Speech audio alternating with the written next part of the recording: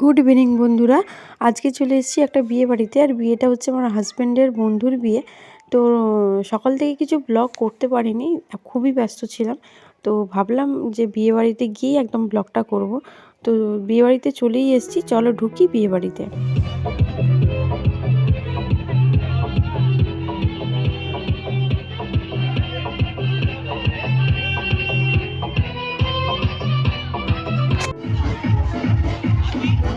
এখানে একটু photo session চলছিল, তো আমি ওই জন্য একটু ভিডিও করছিলাম। আর দেখো আস্তে আস্তে প্রচুর ভিড় হয়ে যাচ্ছে, আর এত সুন্দর সাজিয়েছে, তোমাদেরকে কি বলবো, অসাধারণ সাজিয়েছে জায়গাটা।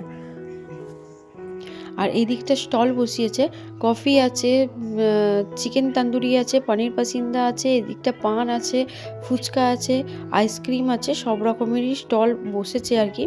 এলাহি ব্যাপার যেটা বলে।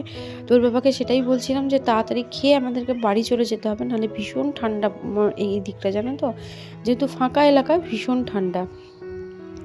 তো একটুখানি বসেছিলাম, তারপর ওর বাবা চিকেন তান্দুরি নিয়ে এসে দিল, তারপরে নিয়ে এসে দিল পনির পাসিন্দা। তো দুটো জিনিসই খেতে অসাধারণ ছিল।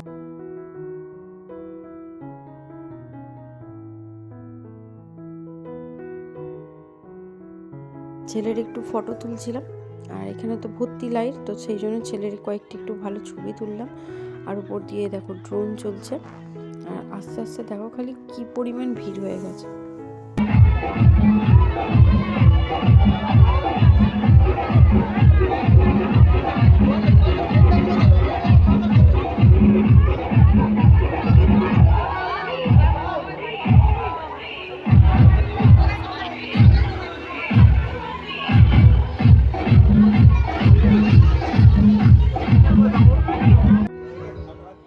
খেতে চলে এসেছি, আর মেন কোর্সের সব অসাধারণ মেনু ছিল।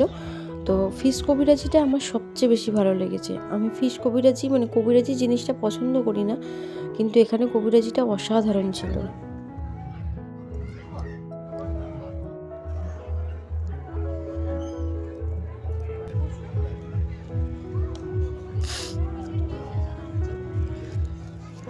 কেশার পোলাও এলো, কেশার পোলাওয়ের সাথে এলো ঝাল ঝাল কষা কষা মটন। আর মটনটা যেমন টেস্ট ছিল সেরকম ঝাল ছিল, একদম জুসি জুসি ফ্রেশ একদম মটন। তো খেতে অসাধারণ ছিল। তারপরে এলো চাটনি, পাঁপড়, রসগোল্লা, সন্দেশ, আর বাকি তো সব স্টলেই ছিল। আমি খাওয়া হয়ে গেছে, বেরিয়ে এক কাপ কফি খাচ্ছি, আর ওরা আইসক্রিম খাচ্ছে। দেখো এত ঠান্ডায় আইসক্রিম খাচ্ছে।